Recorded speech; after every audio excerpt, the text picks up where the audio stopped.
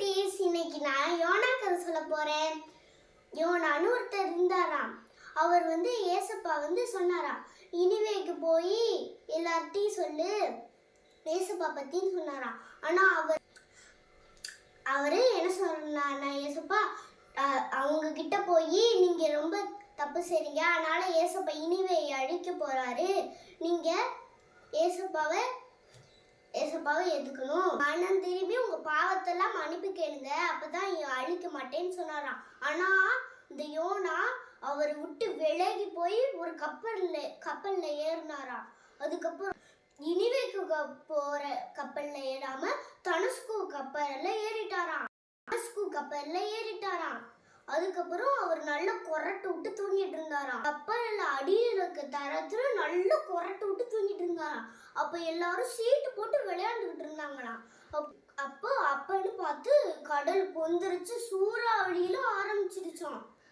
கப்பல்ல இருக்கிற வெயிட்னாலதான் ஆடுது போல, அதனால எல்லா பொருளையும் தூக்கி போட்டாங்களாம். எவ்வளவு பொருள் போட்டாலும் சூறாவளி நிக்கலையும். இது கடவுளோட கோபம் போலன்னு எல்லாரும் அவங்க கடவுளுக்கு ப்ரேயர் பண்ணிக்கிட்டு இருந்தாங்களாம். எவனோ ஒருத்தர் தப்பு செஞ்சிருக்கிறான், அதனால கடவுள் கோபப்பட்டிருக்காருன்னு எல்லாரும் சீட்டு போட்டாங்களாம். எல்லார் பேர்லயும் சீட்டு போட்டாங்களாம். கடைசி ஒரு பேர் வந்துச்சா, யோனா பேர் வந்துச்சா. அதுக்கப்புறம் அவங்க யோனாவை கடலுக்குள்ள தூக்கி போட்டாங்களாம்.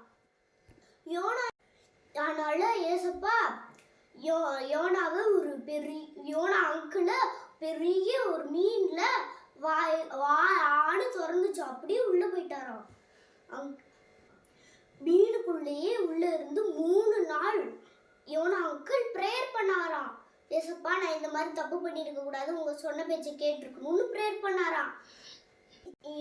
பெரிய மீன் நேரா போய் நினிவேல போய் வாமிட் எடுத்துருச்சான். ஏசப்பா, நீங்க சொல்ற இடத்துக்கு போய் ப்ரேயர் பண்றேன்னு சொன்னாராம். நீங்க எல்லாம் நிறைய பாவம் பண்ணிட்டீங்க, ஊரை அழிக்க போறேன் ஏசப்பான்னு சொன்னாராம். நினிவே மக்கள்கிட்ட யோனா அங்கிள் சொன்னாராம். அதை கேட்ட மக்களும் ராஜாவும் கேட்டு மன்னிப்பு கேட்டு ஏசப்பாட்ட அழுது ஜெபிச்சாங்களா. சாப்பிடாம இருந்து ப்ரே பண்ணிருக்காங்களா குட்டீஸ். ஏசப்பா மனதுருகி நினிவேய அழிக்கல. இதுல இருந்து என்ன தெரியுது குட்டீஸ், நம்ம ஏசப்பா சொல்றத கேட்கணும்.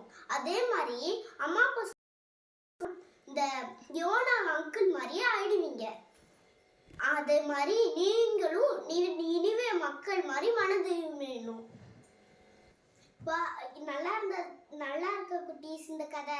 பாய் பாய் குட்டீஸ்.